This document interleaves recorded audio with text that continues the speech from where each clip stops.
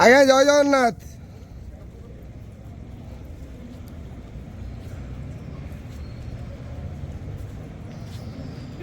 हरि बोला, हरि हरि बोला, हरि हरि बोला।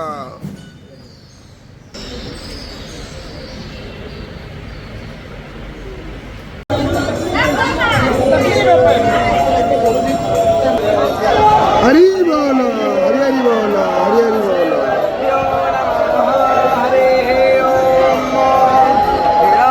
त्रिनाथं जगतामधीशं चिदं स्वरूपं शरणैकनाथं श्रीनीलगोत्राधिपतिवरेण्यं सुरेन्द्रवन्द्यं प्रणतोऽस्मि नित्यम्।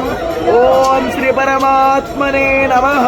तो पंचदशोऽध्यायः श्री पुरुषोत्तम योग श्री भगवानुवाच ऊर्ध्वमूलमधस्ताखमस्मत्थं ब्रह्मणव्ययम् छन्दांसि यस्य पर्णानि यस्तं वेद स वेदवित् अधश्च ऊर्ध्वं प्रसुतास्तस्य शाखा तथा पदं तत्परिमार्गितव्यं तस्मिन् कथानानि पठ्यन्ते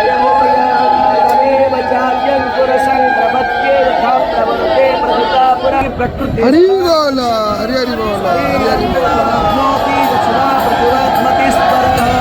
गृहेद्वैतानि संजाते वायुगन्धानि वासयात् श्रोत्रं चक्षुस्पर्शनं च रसनं घ्राणमेव च अधिष्ठाय मनश्चाय विषयानुपसेवते उत्क्रामन्तस्थितं मापे भुञ्जानं मा गुणान्वितं विमूढानानुपश्यन्ति पश्यन्ति ज्ञानचक्षुषः नवस्थितं चक्नो प्राकृतात्मानो नैयपश्यन्ति चेतसः यदादित्वं गतं तेजो जगद्भासयतेऽखिलं यच्छन्द्रामसि यच्चाग्नो तत्तेजो विद्यवामगं गामाविश्व च भूतानि धारयामि हमोजसा पुष्णामि चौषधिः सर्वा सोमभूत्वा रसात्मकः अहं वैश्वानरो भूत्वा प्राणिनां निहमास्थितः प्राणप्राणस्तमाजतदर्मिणं सर्वश्च चाहं हृदि सन्निविष्टमतस्मदिज्ञ न पपोहनं च वेदैश्च सर्वैरहमेव वेद्यो वेदान्तकृतवेदविलोकवेदैः च